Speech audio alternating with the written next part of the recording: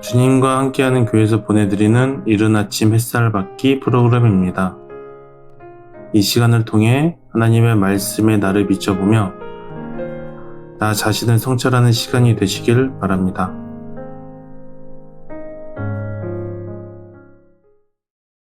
이른 아침 햇살 받기 시간입니다. 오늘은 출애굽기 26장을 살펴보려고 합니다. 26장은 하나님께서 성막에 대한 이야기를 하고 계십니다. 성막을 어떻게 만들어라. 하나님께서 일일이 재질서부터 규모까지, 크기까지 전부 다 이야기를 하십니다. 하나님은 계속 말씀하시기를 뭐라고 말씀하시냐면 너는 산에서 보이는 양식대로 성막을 세울지니라, 이런 얘기를 하십니다.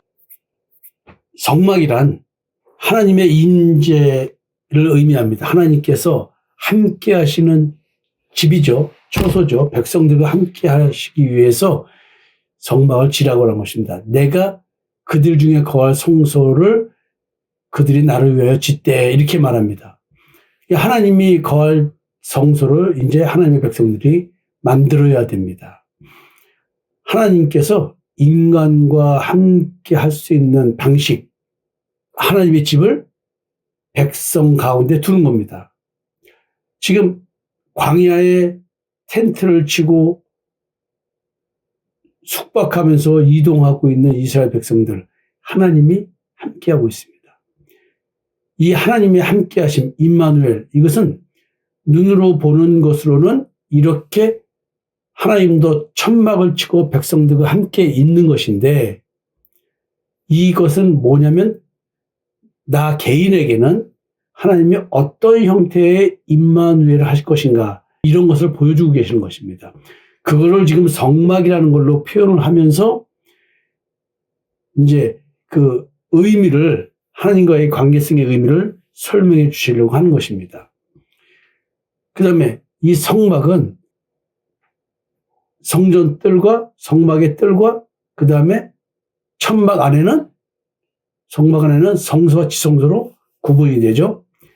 레위기 16장 15절에서 16절 보면 그가 또 백성을 위하여 속지 않은 염소의 피를 가지고 휘장 안에 들어가서 이스라엘 자손의 부정과 그들의 모든 죄로 말미암아 성소를 속죄하고, 그러니까 성막에는 지성소가 있는데 대제사장은 1년에 한 번 속죄의 피를 뿌려 백성의 죄를 속했습니다. 이는 죄사함을 받기 위한 희생제사를 통한 하나님의 은혜를 상징하는데, 짐승의 피를 뿌렸는데 이제 짐승의 피를 뿌려서 죄 상을 받는 것이 아니라 매년 한 번 하는 것이 아니라 이제 한 번에 끝난 거죠. 예수 그리스도의 십자가의 죽음으로 말미암아.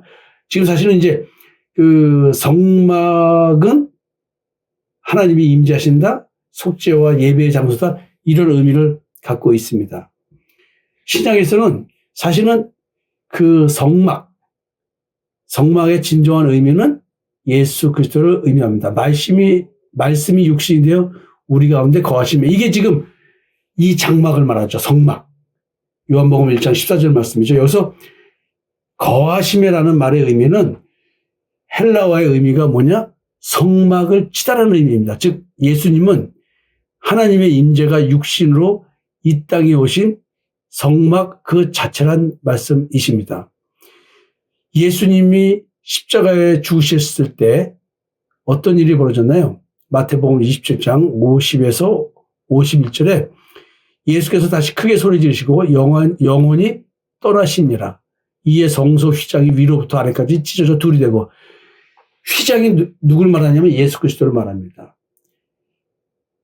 성막의 지성소와 성소를 가로막던 휘장이 찢어졌다는 것은 예수님의 죽음으로 인해서 하나님과 인간 사이의 장벽이 무너졌음을 의미합니다. 예수님의 십자가의 희생을 통해서 이제 하나님께 누구든지 나아갈 수 있게 됐다는 얘기입니다. 그래서 이제 지성소로 들어가신 예수 그리스도를 따라서 우리가 그 지성소로 들어가야 된다고 얘기합니다. 참 상징적인 얘기였지만 인간 존재가 어떻게 구성되어 있는가, 성경이 말하고 있는 것은 지금 성전들과 성소와 지성소 이렇게 되어 있죠. 그럼 인간 존재가 이런 형태로 구성되어 있다는 얘기죠. 그래서 우리들이 지금 몸을 가지고 눈에 보이는 삶을 살아가는 이것이 성전 뜰이고 내 안에 있는 마음이 성소고 성소 안에 지성소가 있듯이 내 마음 깊은 곳에 양심이 있는 것이죠. 지성소에서 하나님을 만나고 하나님을 섬긴다 하죠. 그래서 양심으로 하나님을 섬긴다는 얘기가 히브리서에서 나오는 겁니다. 그래서 이제는 너희가 하나님의 성전인 것과 하나님의 성령이 너희 안에 거하시는 것을 알지 못하느냐? 성막이 이제 내가 됐네요. 고린도전서 3장 16절입니다. 바로는 지금 성경을 보고 이걸 깨달은 겁니다. 내 안에 성령이 오셨다는 얘기를 이렇게 하고 있는 거구나. 내가 하나님의 전이구나. 이 얘기를 깨닫고 이런 얘기를 하는 겁니다. 그래서 내가 하나님의 성전이 되는 것이죠. 성막의 역할이 성도들에게까지 확장돼서 성도 안에 성령님이 내주하시고 그래서 성령님을 통해서 그리스도에 대해서 깨닫고 하나님과 친밀한 교제가 이루어지겠죠. 그래서 지금 휘장은 예수님의 육체를 얘기하고 또 이제 번제단은 예수님의 십자가의 희생을 얘기하고 등잔대는 세상에 빛이신 예수님을 말하고 떡상은 생명의 떡이신 예수님을 말하고 분향단은 예수님의 중보기도를 의미하고 언약궤는 하나님의 임재와 예수님의 속죄 어떤 새 언약을 의미하겠죠. 지금 이렇게 성막의 각 부분들은 전부 다 예수님을 가리키고 있습니다. 그래서 지금 하나님은 성막을 통한 구속의 성취를 얘기해 주고 계십니다. 그래서 구약의 성막은 제한된 장소에서 하나님을 만나는 곳이지만 예수님이 오심으로 인해서 모든 믿는 자들은 나 자신과 하나님을 중재해 주시는 예수님을 통해서 하나님을 직접 경험할 수 있게 되었습니다. 더 이상 동물의 희생 제물이 필요 없고 단번에 예수님이 희생의 제물로 돌아가셨습니다. 히브리서 9장 12절의 말씀이죠. 그래서 지금 출애굽기 26장에서 성막에 대한 얘기는 단순한 건축물 건축에 대한 얘기가 아니고 이걸 통해서 하나님이 인간과 함께하기 위한 방식을 얘기해 주고 계십니다.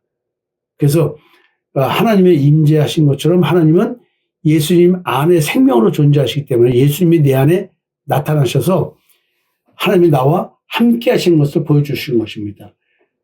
그리스도는 하나님의 형상이라 했죠. 그리스도가 내 안에 나타나신다는 얘기는 하나님의 형상이 내 안에 나타나는 것이고 내가 하나님의 성전이기 때문에 성령이 계시는 거죠.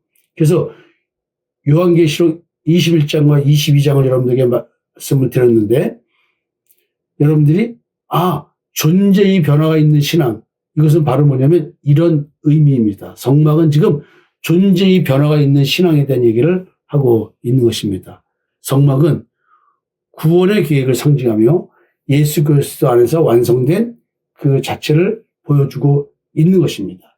구약에서 성막을 통해 하나님이 임재하시고 거기서 속죄가 이루어지며 신약에서는 예수 그리스도를 통해 하나님이 직접 임재하셨고 완전한 속죄를 이루어 주셨습니다. 근데 여기서 구약의 그 성막을 통해서는 그 행위를 통해서는 인간의 양심을 온전하게 할 수 없지만 예수 그리스도의 피는 우리의 양심을 온전하게 한다 했습니다. 그래서 죽은 행시에서 벗어나서 양심으로 하나님을 섬기게 해주는 것 이게 예수의 피입니다. 이게 바로 뭐냐면 지성소에서 하나님을 만나는 것처럼 양심으로 하나님을 만난다는 것이죠. 그러니까 양심에 대한 깨달음이 없이는 신앙생활은 헛될 수가 있다. 성막에 대한 얘기를 들으시면서 여러분들이 다시 한번 인간 존재에 대한 이해를 하셨으면 좋겠습니다. 여러분 마치겠습니다. 감사합니다.